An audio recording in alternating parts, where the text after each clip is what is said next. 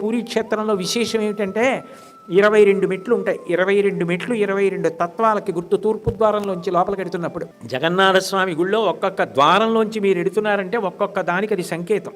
ఇది నేను ఇవ్వగలను, ఇక పుట్టకుండా నువ్వు యమున దాటగలిగిన స్థితి నేను చేస్తానని చెప్పడానికే 22 మెట్లలో 3వ మెట్టు యమశిల.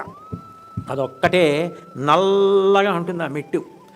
ఆ మెట్టు తొక్కి మనం పెడతాం 22 మెట్లు ఎక్కి భగవద్ దర్శనానికి వెళ్ళినప్పుడు. ఆ మెట్టు తొక్కగానే పాపభంజనం చేస్తాడు జగన్నాథుడు.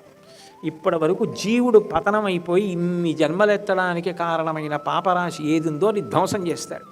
ఒకప్పుడు కాలంలో ఏమైందంటే మళ్ళీ ఎక్కడ జన్మెత్తుతామో అని భయం వేసి అందరూ పురుషోత్తమపురి క్షేత్రానికి వెళ్ళి 3వ మెట్టు తొక్కి జగన్నాథ దర్శనం చేసుకునేవారు. ఇక ఎవడూ నరకానికి వెళ్ళేవాళ్ళు లేకుండా పోయాడు.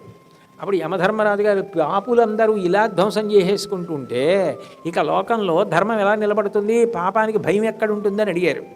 అడిగితే అప్పుడు వరం ఇచ్చాడు జగన్నాథుడు.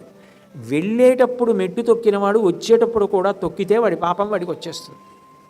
వచ్చేటప్పుడు మెట్టు తొక్కకూడదు, అది తెలిసి ఉండాలి.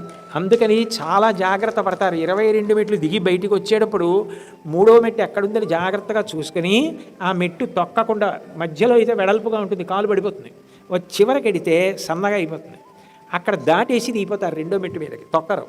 అంటే కాలమును దాటించేస్తానని చెప్పడానికి 3వ పెట్టు కాలస్వరూపంగా నల్లగా ఉంటుంది. దాన్ని యమశిల అంటారు. 3వ మెట్టుగా ఉంటాడు అక్కడ యమధర్మరాజు గారు.